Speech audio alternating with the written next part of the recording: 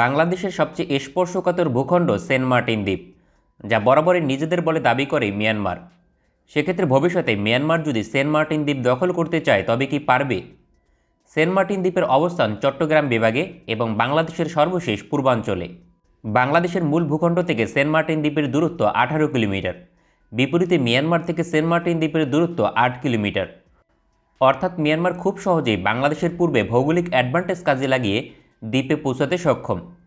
গুরুত্বপূর্ণ একটি দ্বীপ দখল করা সহজ বিষয় নয়, কেননা তার নিরাপত্তায় সর্বদা নিয়োজিত থাকে আধুনিক সমরাস্ত্র। বাংলাদেশের প্রতিরক্ষা দুর্গ ভেদ করে সেন্ট মার্টিন দ্বীপ দখলের জন্য যা প্রয়োজন মিয়ানমারের, তার মাঝে অন্যতম অ্যাম্ফিবিয়াস ট্যাঙ্ক এবং আধুনিক এলপিডি জাহাজ। মিয়ানমার 2019 সালে দক্ষিণ কোরিয়া থেকে পৃথিবীর অন্যতম শক্তিশালী এলপিডি জাহাজ ক্রয় করেছে, যার ডিসপ্লেসমেন্ট প্রায় 13,000 টন। এই একটি মাত্র জাহাজ 35 ইউনিট ট্যাঙ্ক বহন করতে সক্ষম। সুতরাং বাংলাদেশ সেন্ট মার্টিন দ্বীপে যে সকল সমরাস্ত্র পৌঁছাতে সক্ষম হবে, তার কয়েক গুণ বেশি পৌঁছাতে পারবে মিয়ানমার। সেক্ষেত্রে যুদ্ধে মিয়ানমার বেশি অ্যাডভান্টেজ পাবে। তাছাড়া ভৌগোলিকভাবে মিয়ানমার যথেষ্ট শক্তিশালী অবস্থানে থাকবে। সেন্ট মার্টিন দ্বীপের নিরাপত্তায় বাংলাদেশ কোনো এয়ার ডিফেন্স সিস্টেম মোতায়েন করতে পারবে না বর্তমানে এবং ভবিষ্যতে, কেননা মিয়ানমার থেকে আর্টিলারি নিক্ষেপ করে সহজেই ধ্বংস করা সম্ভব। সামরিক দৃষ্টিভঙ্গি থেকে আর্টিলারি রেঞ্জের মাঝে এয়ার ডিফেন্স মোতায়েন করা সম্ভব নয়। মিয়ানমার ভৌগোলিক সুবিধার পাশাপাশি শক্তিশালী সমরাস্ত্র ব্যবহার করতে পারবে বাংলাদেশের বিরুদ্ধে। মিয়ানমার খুব সহজেই তাদের আধুনিক যুদ্ধবিমান দিয়ে বিনা বাধায় সেন্ট মার্টিন দ্বীপের সামরিক স্থাপনা ধ্বংস করবে। পরবর্তীতে নৌবাহিনী এবং সেনাবাহিনীর সমন্বয়ে একটি সহজ অভিযানের মাধ্যমে দখল করে নিতে পারবে সেন্ট মার্টিন দ্বীপ। এতে বাংলাদেশ কোনোভাবেই তা পূর্ণ দখল করতে সক্ষম হবে না বর্তমান শক্তি দিয়ে। সেক্ষেত্রে আন্তর্জাতিক চাপে থাকা মিয়ানমার আজ সেন্ট মার্টিন দ্বীপ না দখল করলেও আগামীকাল যে করবে না তার কোনো নিশ্চয়তা নেই।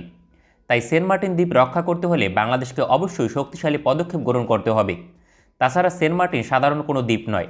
বাংলাদেশের জন্য এই দ্বীপের ভৌগোলিক এবং অর্থনৈতিক গুরুত্ব রয়েছে ব্যাপক।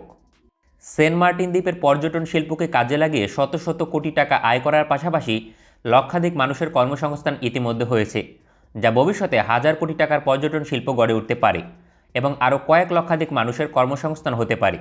দ্বিতীয়ত, এই দ্বীপ হারালে বাংলাদেশ বিশাল একটি সামুদ্রিক অঞ্চলের মালিকানা হারাবে, যার ফলে সমুদ্রে মৎস্য আহরণ থেকে আয় করার সুযোগ কমে যাবে।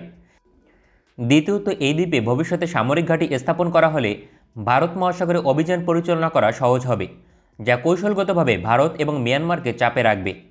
সেন্ট মার্টিন দ্বীপের নিয়ন্ত্রণ হারালে চট্টগ্রামের স্বাধীনতা নিয়ে ভারত অপচেষ্টা করতে পারে, কারণ চট্টগ্রাম ইস্যুতে ভারতের ব্যাপক আগ্রহ রয়েছে। এমন অবস্থায় আগামী 10 বছরের মাঝে যদি সেন্ট মার্টিন দ্বীপের নিরাপত্তায় সর্বোচ্চ চেষ্টা না করা হয়, তবে বাংলাদেশকে অবশ্যই এর মূল্য দিতে হতে পারে। কিন্তু কী কী সমরাস্ত্র প্রয়োজন সেন্ট মার্টিন দ্বীপের নিরাপত্তার জন্য? প্রথমত, লং রেঞ্জের এয়ার ডিফেন্স সিস্টেম প্রয়োজন, কিন্তু তা সেন্ট মার্টিন দ্বীপে সরাসরি মোতায়েন থাকবে না, বরং চট্টগ্রামের মূল ভূখণ্ডে মোতায়েন থাকবে। যদি 120+ কিলোমিটার রেঞ্জের মিসাইল হয়, তাহলে খুব সহজেই চট্টগ্রাম এবং সেন্ট মার্টিন উভয় অঞ্চলের নিরাপত্তা নিশ্চিত করবে মিয়ানমারের হাত থেকে।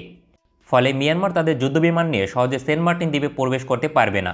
দুঃখজনক হলেও সত্য, 2030 সালের মাঝে হয়তোবা বাংলাদেশ লং রেঞ্জের এয়ার ডিফেন্স সিস্টেম ক্রয় করবে না, তবে পরবর্তীতে অবশ্যই অর্ডার করবে।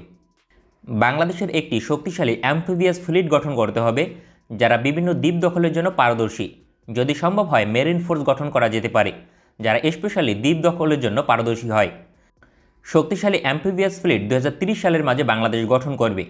ইতিমধ্যে অ্যাম্ফিবিয়াস ট্যাঙ্ক এবং শক্তিশালী এলপিডি জাহাজ ক্রয়ের জন্য চীনের সঙ্গে আলোচনা চূড়ান্ত অবস্থায় রয়েছে। সেন্ট মার্টিন দ্বীপে বাংলাদেশ নৌবাহিনীর একটি অস্থায়ী ঘাঁটি এবং বাংলাদেশ সেনাবাহিনীর একটি স্থায়ী ঘাঁটি নির্মাণ করতে হবে। যদিও সেন্ট মার্টিন দ্বীপে অতিরিক্ত সেনাবাহিনী মোতায়েন করার প্রয়োজন নেই, কিন্তু তা কৌশলগতভাবে বাংলাদেশকে এগিয়ে রাখবে, কেননা সেন্ট মার্টিন দ্বীপ থেকে ড্রোন ব্যবহার করে ভারত মহাসাগর এবং মিয়ানমারের গভীর অঞ্চলে নজরদারি করা সম্ভব।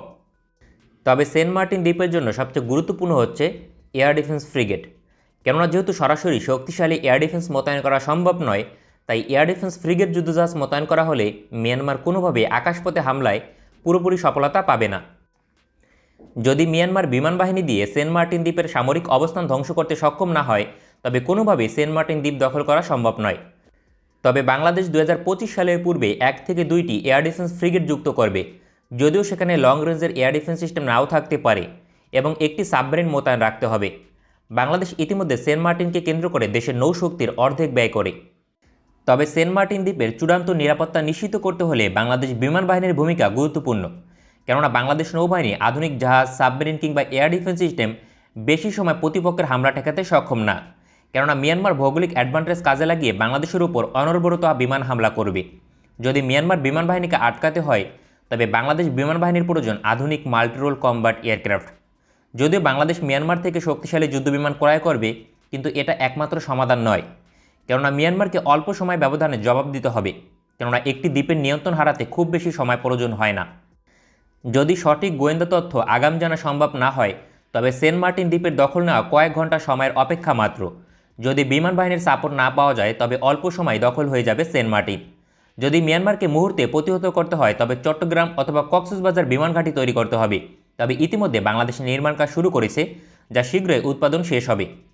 এমন অবস্থায় বাংলাদেশ যে 16টি মাল্টিরোল কম্ব্যাট এয়ারক্রাফট ক্রয় করবে তার মাঝে অন্তত 4টি কক্সবাজার বিমান ঘাঁটিতে মোতায়েন করতে হবে।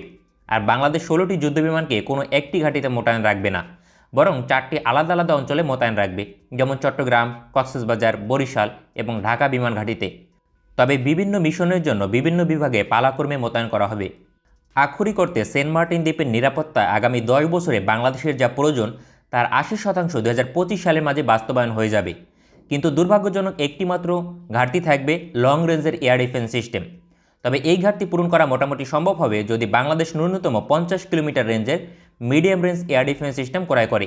সম্ভাবনা রয়েছে চীন থেকে শীঘ্রই ক্রয় করা হবে 50 থেকে 60 কিলোমিটার রেঞ্জের এয়ার ডিফেন্স সিস্টেম। সেক্ষেত্রে আগামী 5 বছরের মাঝে সেন্ট মার্টিন দ্বীপ দখল করতে মিয়ানমার না পারলে ভবিষ্যতে আর কখনোই পারবে না।